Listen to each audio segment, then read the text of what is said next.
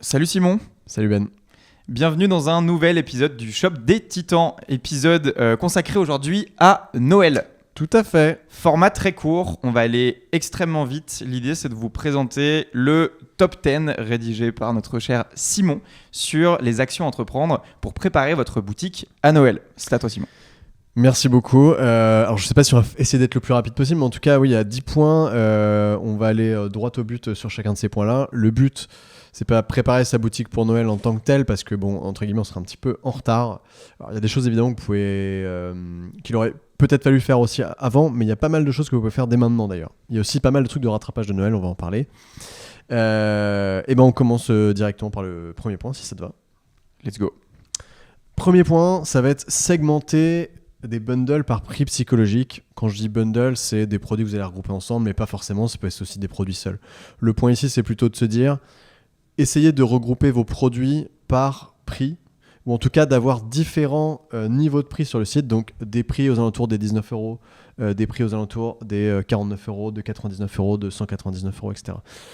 Pourquoi je t'en parlais juste avant le podcast. L'idée, c'est de se dire psychologiquement, quand tu vas aller chercher un cadeau, tu vas dire ok, pour telle personne, je vais mettre à peu près 50 euros, telle personne 20 euros. Typiquement, les Secret Santa, comme on peut faire dans 2 semaines. On se donne des budgets, tu vois, aux alentours des 20-30 euros. Bah, c'est nickel parce que tu vas sur les sites, tu dis ok, ça correspond à peu près au budget que j'ai besoin de mettre. Donc ça, c'est très très bien de faire ça. Et faites attention au prix psychologique, c'est un truc un peu basique au marketing, mais ça fonctionne toujours et encore plus à Noël. Donc essayez d'avoir des prix qui sont vraiment sous des barres psychologiques, des 20, 50, 100 euros, etc. Voilà pour ce premier point. Deuxième point, indispensable, ça pour le coup c'est quelque chose qui doit être fait bien en amont, mais si jamais c'est pas fait, vous pouvez encore le changer parce que ça se fait très rapidement. C'est créer une section cadeau. Et là, ça rejoint un peu ce que je disais tout à l'heure. Faites une section cadeaux avec des prix aussi. Donc les cadeaux sous les 10 euros, les cadeaux sous les 50 euros, etc., etc. Donc voilà, c'est tout bête, mais dans les menus, essayez de positionner ça. Les positionner notamment assez haut dans les menus. Il y a Typology qui a créé une collection spécifique aussi où il y a carrément un système de filtre. Alors évidemment, ça va être un peu short de développer tout un système de filtre pour mettre ça sur les pages, mais c'est super sympa du coup de pouvoir définir pour quelle personne, pour quel budget, pour quel etc. Donc une espèce de mini formulaire pour obtenir justement les cadeaux qui semblent être les plus appropriés. Je pense que c'est un bon tip en effet quand tu dois offrir un cadeau à quelqu'un que tu connais pas très bien. Tu réponds à différentes questions, c'est un homme qui a tel âge, etc. Et on te propose un produit. Ouais, c'est carrément intelligent. Troisième point, c'est proposer le paquet cadeau. Donc ça, c'est tout con. Je ne veux pas débattre pendant 1000 ans, mais il faut absolument que ce soit là. C'est plus en fait un prérequis. C'est-à-dire que si vous ne l'avez pas, vous risquez de perdre des ventes. C'est pas un truc incroyable en effet, mais si vous ne l'avez pas, il y a des gens qui vont dire merde, il faut que je fasse moi-même mon paquet cadeau, c'est un peu chiant et tout. Bon, ça se fait. Mais le fait d'avoir l'option, même si vous la faites payer, en vrai, c'est un vrai plus. C'est juste un truc à cocher dans le panier. Franchement, faites-le. Et en lien avec ça, il peut y avoir aussi le petit mot. En fait, le petit mot d'accompagnement. Carrément, t'as raison, ouais. Ça peut être pas mal aussi pour accompagner. Complètement. C'est aussi quasiment indispensable, t'as raison. Je sais plus si je l'ai mis après, mais en effet, ça va avec. Je spoil la suite. Non, je crois que je l'ai pas mis, mais en effet, ça va avec, t'as raison. Pouvoir offrir à quelqu'un depuis le site. Donc ça, c'est encore un petit peu différent. C'est avoir des options pour pouvoir cocher le fait de dire, ok, je veux pas recevoir forcément ce cadeau-là chez moi, je veux l'envoyer à quelqu'un avec un certain délai. Il doit pas avoir le prix qui arrive dans son colis. Donc en gros, c'est avoir l'option de pouvoir aller offrir directement le produit à quelqu'un. Voilà. Donc ça, c'est surtout à voir et à valider avec le centre logistique, comment est-ce que ça se met en place aussi. Ouais, il y a des applications qui existent pour faire ça. Sinon, en effet, vous pouvez mettre en place une espèce de petite option où vous cochez, vous créez un métafield. Ça remonte en effet au niveau logistique, etc. Je pense que les plus gros logisticiens ont prévu ce genre de choses. On était chez Big Blue encore cette semaine. J'imagine qu'ils ont prévu ce genre de cas, ouais. Cinquième point, qui est un de mes préférés, c'est le compteur de date pour avoir les produits avant Noël.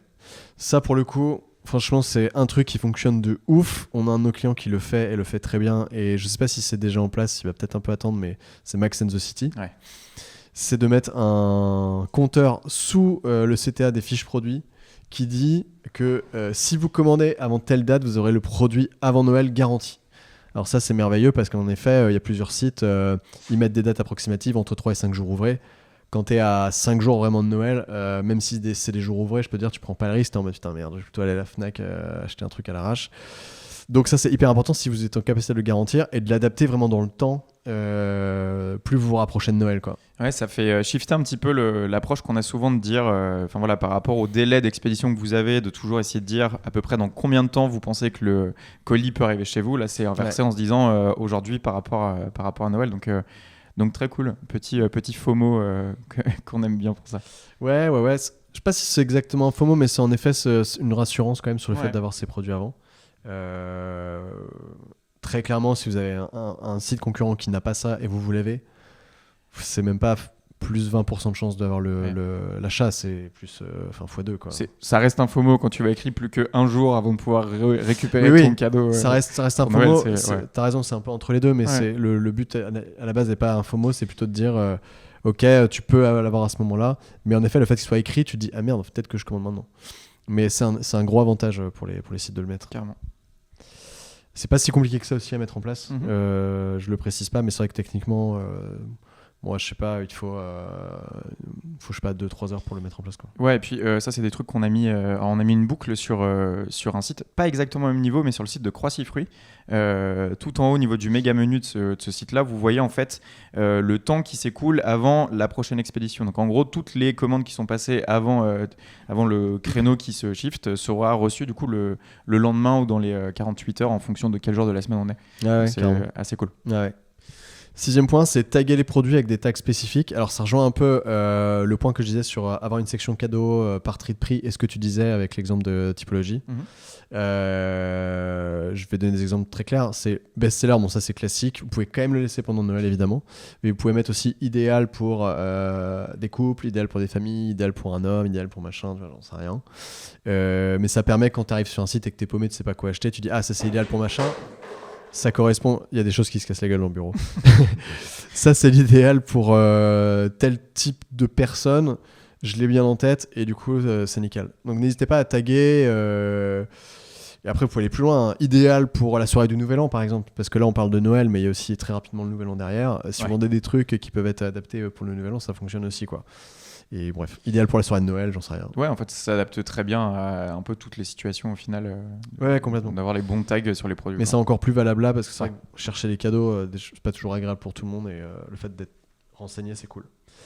7e point qui est le plus classique mais le plus efficace, c'est la carte cadeau. Parce que ça, vous pouvez le faire last minute de chez last minute. C'est-à-dire que vous allez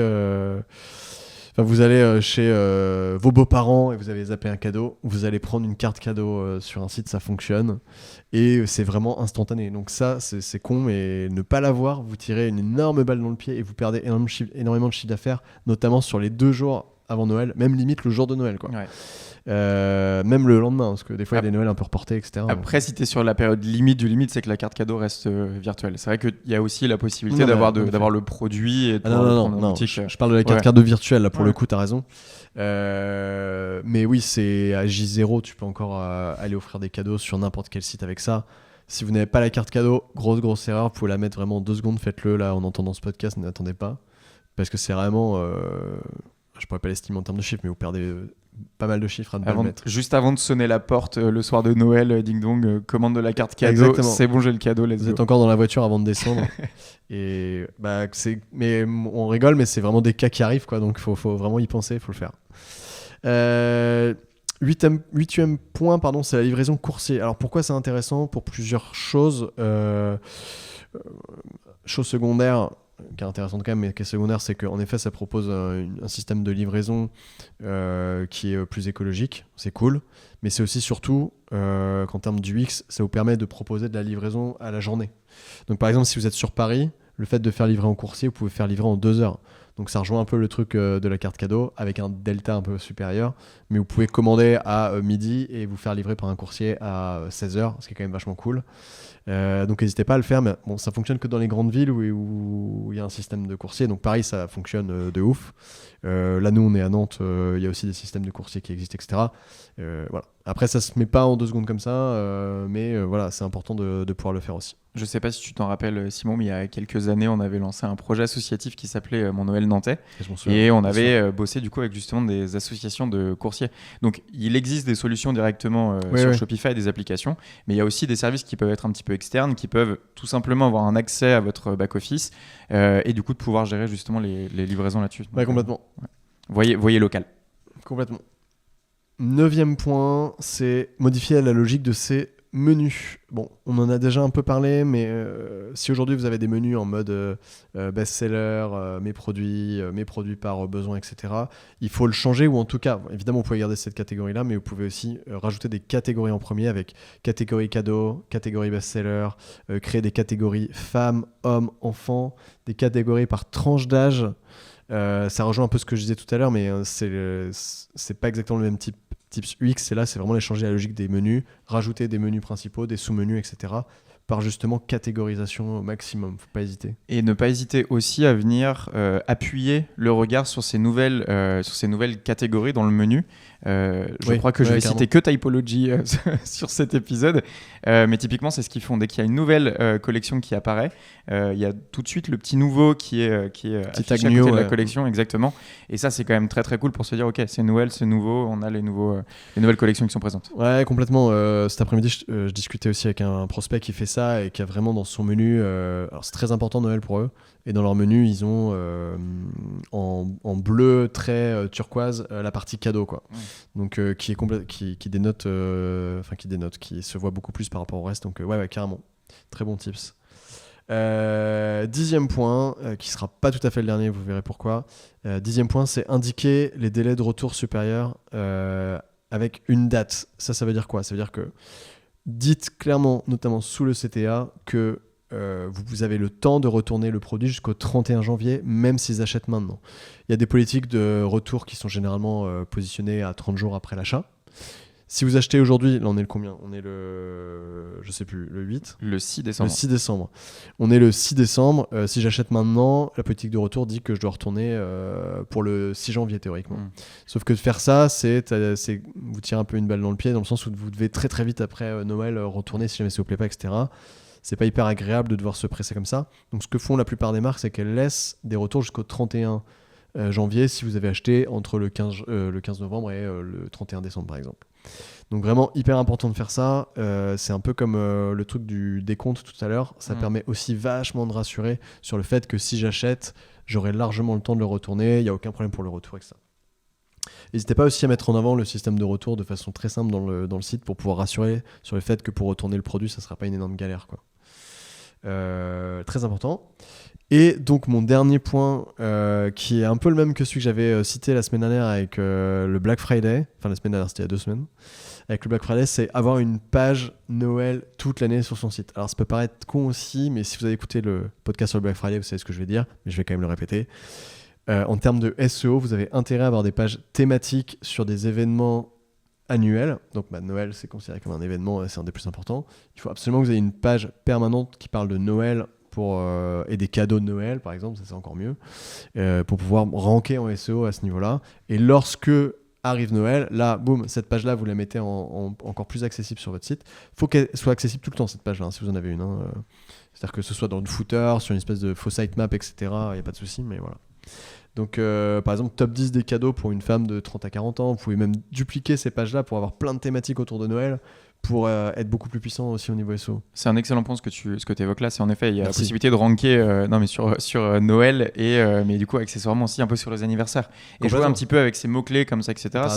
Non seulement on a cette page qui va être ultra performante pour Noël, mais en plus, elle a une utilité. Elle n'est pas juste présente pour juste ranker pour la période de Noël. Elle a une utilité permanente pour. Non, mais t'as raison, parce qu'en plus, je pense que c'est plus pertinent ce que tu dis que d'avoir une page sur Noël, parce qu'en fait, personne ne tape cadeau de Noël, machin. Tu tapes cadeau, homme, femme, machin. Après, en effet, le mot Noël sans doute doit être intéressant quand même, mais c'est vrai qu'à l'année, tu peux chercher des cadeaux de toute façon pour des anniversaires, etc. Donc, dans tous les cas, ces pages-là seront utiles, très claires. Donc, n'hésitez pas à les fournir vraiment toute l'année. Et écoutez, c'est tout. Il y a aussi pas mal de conseils que j'ai pas rajoutés là parce que je les ai déjà délivrés dans la partie Black Friday, qui peuvent aussi fonctionner pour Noël. C'est pas exactement les mêmes. Mais ceux-là, en tout cas, on va dire ces 10 conseils-là, on va mettre celui sur le SEO de côté. C'est des choses qui peuvent être actionnées même encore maintenant, qui nécessitent pas du dev ou très très peu à certains endroits. Donc franchement, si vous nous écoutez et que vous n'avez fait, il y a certains des 10 points que j'ai évoqués que vous n'avez pas fait, vous pouvez les mettre très facilement dès que vous nous entendez et sans doute améliorer les ventes parce que c'est quasiment mécanique en fait ce qu'on a dit là, c'est pas de la magie mais c'est assez évident mais ça fonctionne. Je pense qu'il y a de tous nos clients au moins tous les 10 points qui ont déjà été réalisés par les clients Moon Moon, donc c'est plutôt très cool. Ouais. En fait, c'est cité avec des expériences en effet qu'on a eu chez certains clients, donc ça a été vérifié, revérifié, donc vraiment n'hésitez pas à le mettre en place. Au top. Merci beaucoup Simon. Merci Ben. On va aller se boire une petite bière parce que c'est vendredi soir, on n'en peut plus. Et let's go pour la petite bière. Merci de nous avoir écoutés. Ouais, merci de nous avoir écoutés. À bientôt. Ciao. Ciao.